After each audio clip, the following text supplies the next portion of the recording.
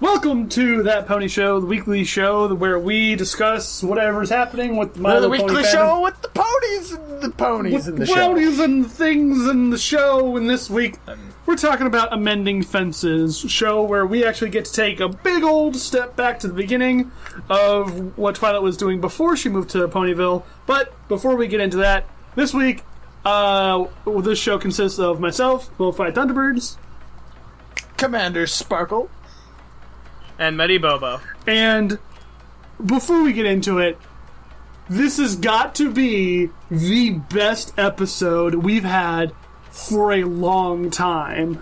Like, I fucking loved this episode. Yeah, it was definitely it's one of the best. It's very good. No, like, fuck the rest of Season 5. Like, the stuff that's already been shown and is going to be shown, this was amazing. It was okay. Like, I want to whip out my notes real quick to see what I was writing down. Well, whip out my dick real quick. Yeah. Oh my god, the show. Oh. No. Oh, candy-colored horses. But I'm not going to be all like, it's absolutely flawless. There were Spaghetti some fedora? things in this episode that were a little weird. Kind of like Spike's line of, you know what the worst thing about you becoming a princess is? The dishes. It's like, He specifically says the princess of friendship. What the fuck do dishes have to do with friendship? Unless it's like actually dividing the chores, but that has nothing to do with this. yeah. And I like the fact that... I don't know. I guess Alicorn Princess Twilight Sparkle, the princess of friendship, I guess she just does a lot of dishes. Or she accumulates a lot of dishes. Or she just eats it. Maybe she just has so many friends over because she's the princess of friendship, and then she's like, fuck you, Spike, you're gonna clean all this shit. Well, they also did mention the fact that they just got done with, 3 events in 1 week or something like that, and that's actually pretty cool that they're keeping up with that. I mean, with, a wedding, Twilight's and actually a princess now?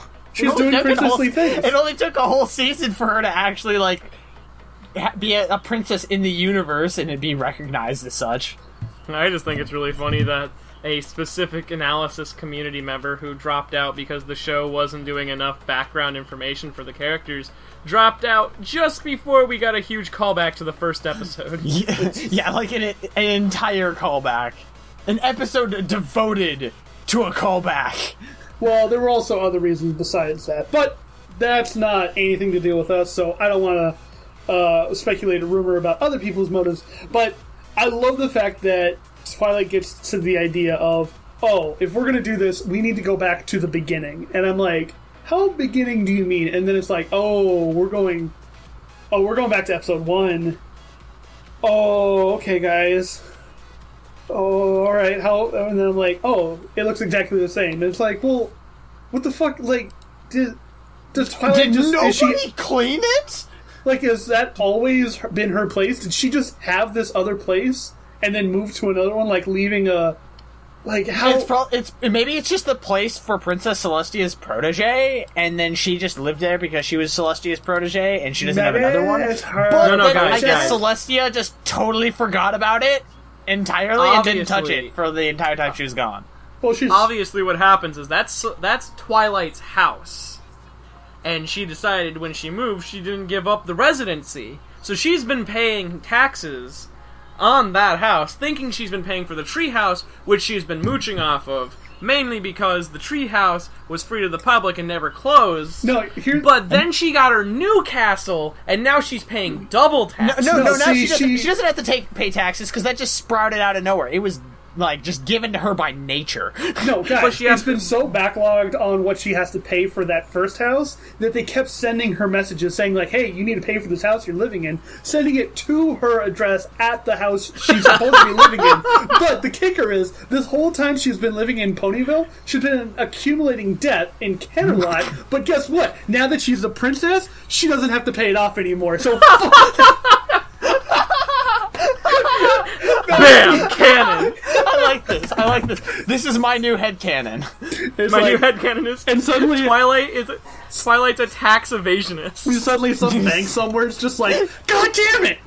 She's running for re-election, and then some pony's like, what are your... do you have any comments on the fact that you've been evading taxes for the last, 2 years? Wait, what? I've been evading taxes? I didn't even know I had to pay taxes. I'm a princess. So, going back to what actually was in the episode, let's focus here for a little bit. We need to get back on the topic. Twilight Sparkle needs to answer for these crimes. I don't think that's what my following will want to discuss. I think they want to hear about the latest episode. Your following. As I get back to my stance on my re-election, this episode included the great fact that they call back to all of Twilight's friends, such as Minuette, Lemon Drops, what's her name, and the other one. Shine. Yes. And Lyra, who's not in the episode, which made me Lyra, really sad. who happens to live in Ponyville, who's... They called her by her full name. Lyra Heartstrings. Yeah. Twilight never mentions the fact that she's seen her friends in the background a lot of the times, like every episode almost. Yeah, I wonder how bad she feels about the fact that she's totally forgotten about Lyra, who lives in the same town as her. I wonder how bad she feels that two of her friends are literally the same horse but different colors. I wonder how bad she feels about the fact that Minuette and Pinkie Pie are friends, and Pinkie Pie goes and hangs out with Minuette when she's in town to visit Lyra. But Pinkie knows everybody, so that can be written off. That's true. Pinkie's better friends with Twilight's friends than she is. Than she ever was. Pinkie's friends with everybody. She should be a princess. Yeah, but why don't say that. Do not fucking say that. Oh fuck, Larson will hear this. Why wasn't Pinkie the princess of friendship? So, Minuette had like this weird roller coaster of me liking her and not liking her this episode. When Twilight first came up to the door and knocked on it, and all of a sudden Minuette's like, "Oh hey!" I'm just like, I totally thought she was just trying to use her for the fact that she was just a princess now. Yeah, being like, I'm friends with a princess, ha ha ha ha ha ha. I just felt like Minuette was acting like a basic white bitch. She was just like, "Oh hey, it's been forever, selfie." Yeah, hashtag selfie. It wasn't even a selfie. It was a Spike took picture. But the way she was doing it was very selfie. Okay, whatever you kids say. Anyway, but then it's like, oh yeah, we've got to go hang out with everybody else, and then it's like they go to the Pony Joe's, and she's just like, hey guys, I've said things, I may have done things in the past, and I really hope I didn't hurt you in any way. And they're all like, they're like, ha, you were a bad friend to begin with. We've literally seen you every day. We're perfectly fine with that. We don't care. And I love this episode because it kind of like hits home for me as well.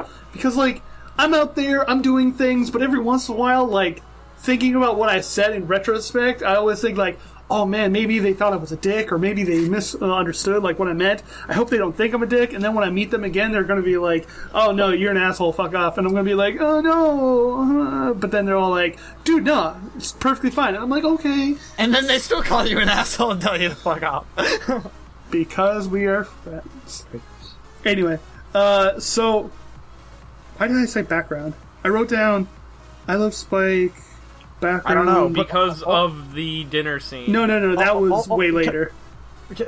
Really quickly, though, can I just, going back to you talked about how you felt about Minuette, like, going back and forth. I felt that way every single time her mane flipped. I was like, oh man, Minuette looks awesome. Oh man, that looks like garbage. Oh, that looks awesome. Terrible. Why is this... Is this season 5? Oh. Yeah, that's like some of the worst I have ever seen. That is like fan animation, other side of Vinyl Scratch's main level of bad. That's like, no, like even, there's certain points where it just doesn't connect, it just goes through her ear. It's not bad. It's not good. It was glaring.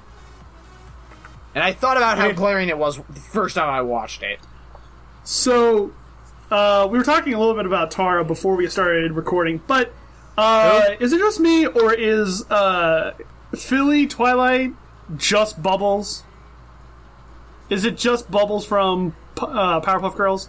Because that's literally what I thought of the whole time. I'm like, well, this is Bubbles. I can see. I can kind of see that. Yeah. Oh yeah, she did Bubbles. Yeah, she did that. That's my reaction. Oh yeah. So. It's been 20 years. Why did I write that? I don't know. Oh, right. Because when when they go up to Starlight's... No, not Starlight. What's her name? Twilight clone. Moonlight Glimmer. Moonlight. No. Oh yeah, can we just talk about that? Twilight is friends with just a bunch of clones. The only character who looks original is fucking Minuette. Well, I mean, she did do a lot of science, just like Commander. Commander, you do science, don't you? I'm confused. What does that have to do? Oh, you... Because you clones. Jesus Christ. There we go.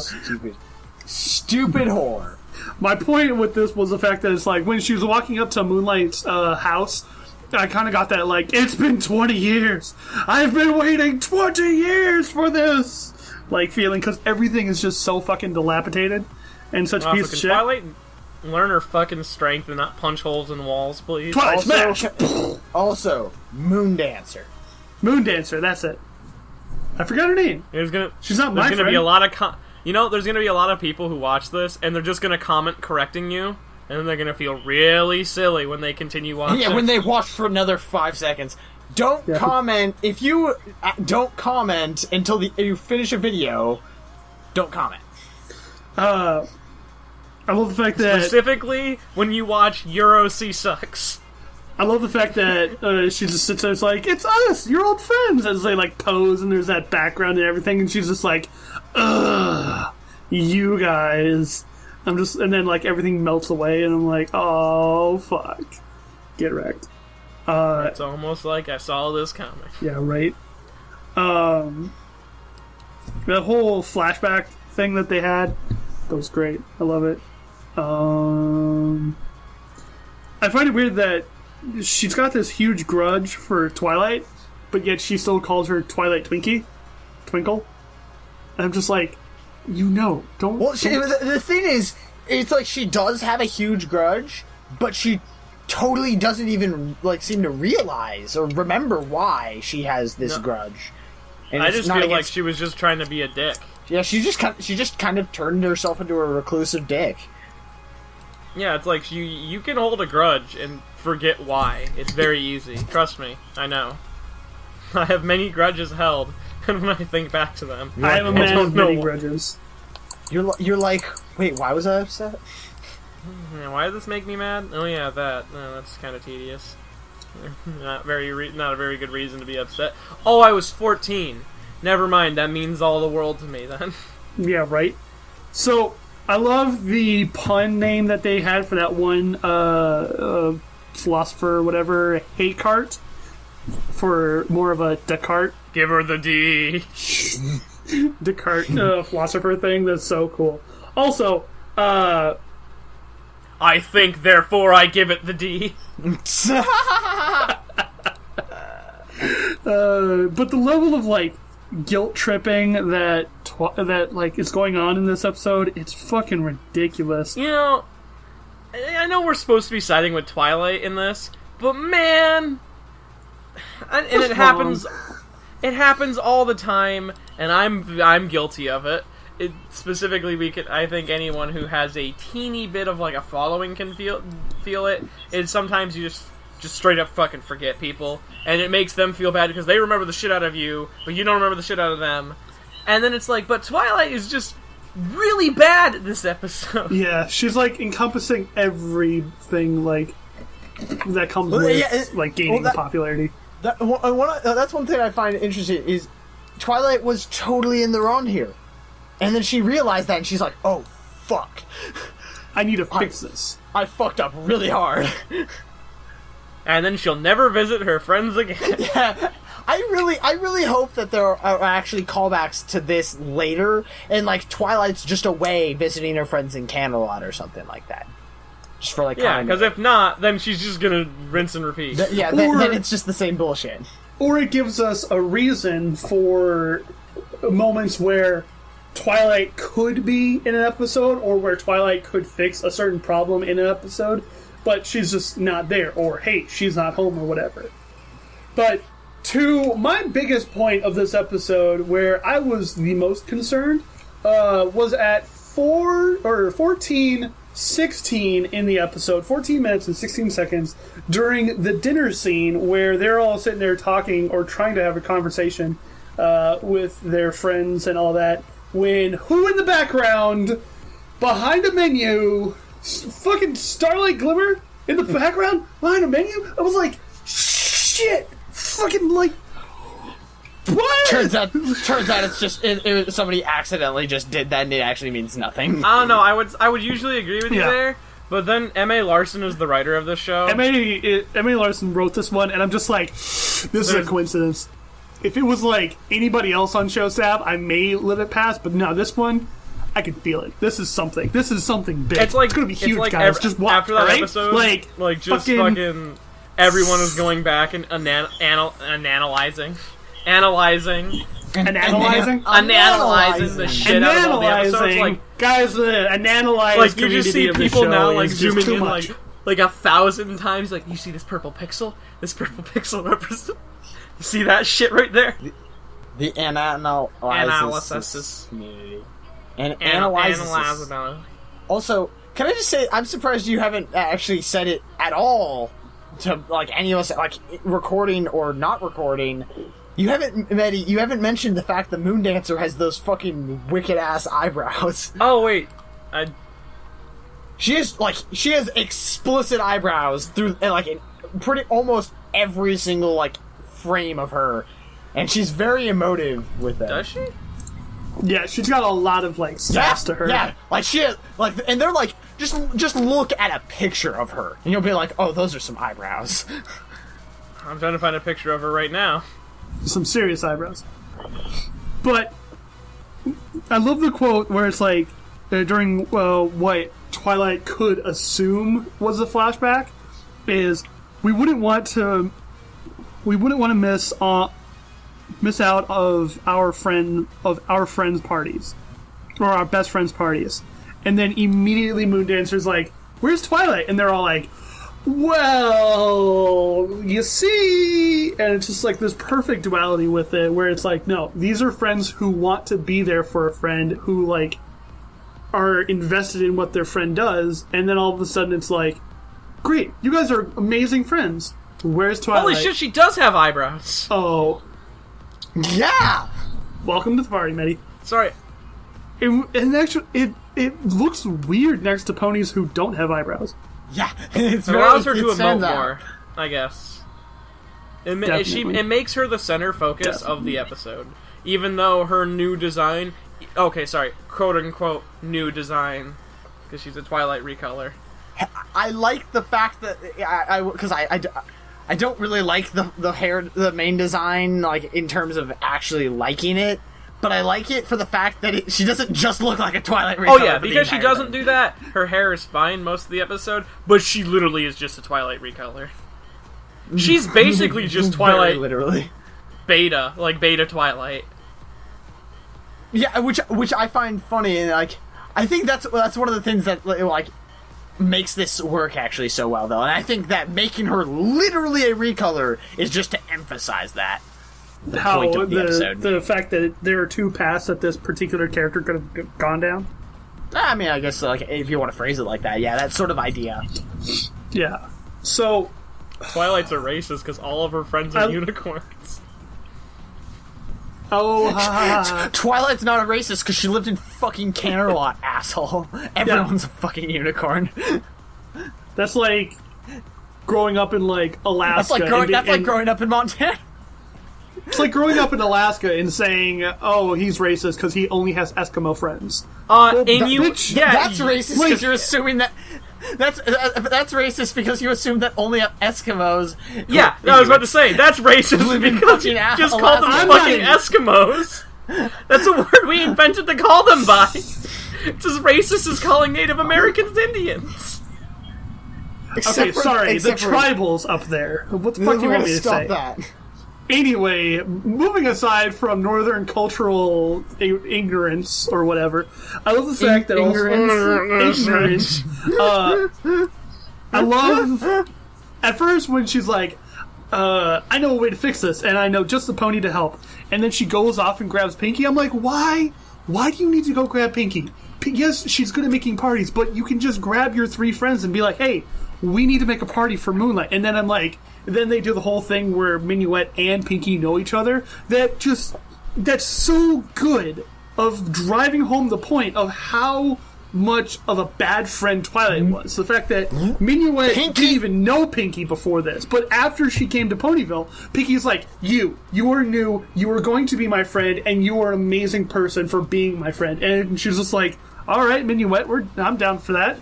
Or, I'm sorry, okay, yeah, sure thing, Pinkie. And then they continue to be friends. Can I say this? Pinkie literally says, man, you call yourself the princess of friendship.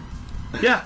Driving that knife in. Just like, ugh. Also, Maddie, I should mention that apparently Moondancer and Moondancer are two different characters. Yes, a Moondancer appeared in the comics, and they have a more Fluttershy design, and they look a lot different. Yeah, Moondancer and Moondancer. No, Moondancer is the hippie one from the Rarity thing, right? From the Rarity comic with Moondancer and like Wheatgrass or whatever. I have no idea. Anyway, that's beside the point. I love the fact that they used the a piece of candy. Ooh, a piece of candy part. Yeah, I like the except for a rare book. A rare book. I can totally see Twilight doing the exact same thing, which is why it's so great, because it's like she knew that would work. Well, this pony is literally just me. This pony is me before I had friends. I don't give a fuck about books, so yeah, I can't hope to that. But this episode is just so good to me. Like, this is the part where I was just gushing at this point when I was writing my notes. It was like, this episode doesn't do the cliche wrap up from it either. It's not like, oh hey, you threw me a party, this actually does mean you care. Yeah, that's what I've been trying to say this whole time. No, she literally sits there and says, yeah, this isn't going to make up for it. She freaks out. She literally calls her out on every detail about her. She makes this so real for her. Like, her character, like, fucking hell. It's taken us, like, 5 years to get, like, this level, or, like, 5 seasons to get this deep into these characters and to understand all this. And then all of a sudden, it's like fucking Moondancer is this, like, fully fleshed out character in just, like, 20 minutes. I was like, holy shit, I love this character so much. 5 seasons equal 1 year in the Ponyverse. Yes, of course. Give or take a few summer sun celebrations. Also, totally side note that I probably could get cut, but I find it funny how something like the Ava rebuilds can have so little character, and then this can have so much character. And this character gets introduced like halfway through the episode. This character had no on-screen appearance until now. Also, and if that doesn't get cut, hashtag mummified the editor. I hate you all. Anyway, but it's also the fact that, like, they call back to so much. Not only the fact of, like, building all this background and history behind a character, but also building up what they were going to be doing in the first episode. Like, that whole thing about the present and everything, about, like, the, like, teddy bear, and the thing that, like, Spike picks up. And at first I was like, what the fuck is that? Like, what is some of it being there? Like, he's just looking at paper, and then it's like, oh shit, there was something inside the paper still on top of that. And then it's like, fuck, I want, like, Jesus, this is so like good. It's like the suitcase in the... What's it called? Pulp Fiction. We never see what's inside the box. Well, that's something different entirely. But it's still like that same thing. It's like, okay, we don't see the present. We see, like, the messed up teddy bear. But then finally, when Spike shows the picture and it's everybody together, and then it's just like... It was at this point where I'm just like, oh, this is so good! Oh, the feels on this! The fact that it's like... really good. She's like, hey, we have to go. Hey, you know, it was so great hanging out with you. By the way, here's this picture of us back in the day. And it's just like, oh, that's so good! And then, like... It does that thing where it's like, oh, I'm going to zoom in on the picture and then out from the picture, and then it's like them having fun and shit, and like them like actually laughing and having fun now. And she's smiling and she's happy and everything. I'm like, there's a point to this episode. Like, also, can I just note that Moondancer, when they're out running and playing whatever ball game they're playing, Moondancer like noticeably runs slower than all of them. And I blame that on the fact that she's a total nerd and doesn't run. And she's Did not anyone as else notice fit. that the other pony Moondancer hugs at the end also has some wicked eyebrows? That's her sister? That's her sister. Yeah, it's the librarian, the something, and her sister. But I didn't notice that she also had wicked eyebrows. That's pretty cool. Wicked eyebrows. But yeah, it's so good. Like, fuck, this episode's so good. I like that. And her and her sister also both have fucking messy manes. I also love her sweater. So good. This is good. This is good. Fuck. I still don't... Fuck. So good, right? Like, I fucking can't even right now. I hope that Ponies continues to be able to put out, even if not every episode is enjoyable and well done, well put together as this one. I hope it continues. Wait, are they gonna go play pony rugby at the very end? Yeah, I think that's. I'm pretty sure that's something that a nerd should not be playing. Honestly, that's something a nerd should be playing. Need to get fucking swole. Oh yeah. Lift. Anyway, unless anybody else has any other thoughts, questions, or things that they want to discuss about this episode. Concerns. Yeah. Anything? I don't know. I mean, yes, I have one thing. The Celestia needs to answer. Oh, also, Kazumi Evans did Moondancer. I like that. Oh, sick, yes. I was going to look that up, but I forgot. Fucking Celestia needs to answer for these heinous crimes against the tax ponies for all this tax evasion that Twilight Sparkle went through. I wouldn't really call it tax evasion, but whatever. That thing that we were talking about at the beginning of this episode. I know what it is, but the thing that we were talking about technically really isn't tax evasion. Yes, there are probably some taxes involved in owning a mortgage, but mortgage I wouldn't really evading. call it tax evasion. Yes. Home delinquency? I don't know. What? She might not have been paying her property tax. Well, I mean, she have to have property tax for the castle as well? Because doesn't she have to own the land around it to live there?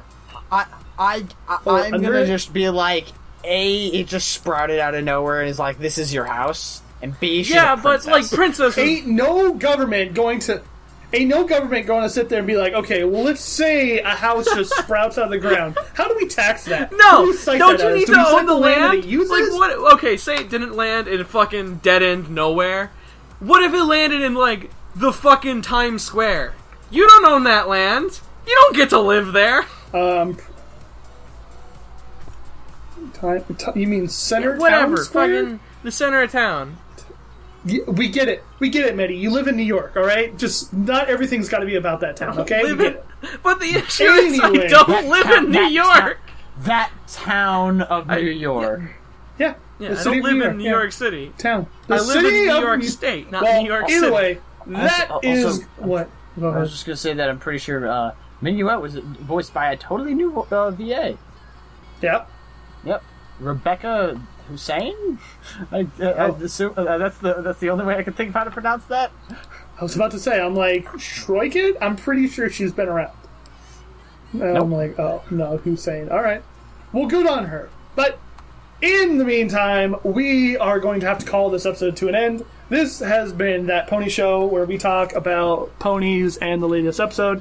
Come on back next week for whatever the fuck it is called. I haven't even looked it up, so I don't care at this point. In the meantime, my name is Modified Thunderbirds, and I have been joined by... Amending Fences. No! I've been joined by... Commander Sparkle. Mediboba. And that's it. We'll catch y'all next week. Jesus Christ.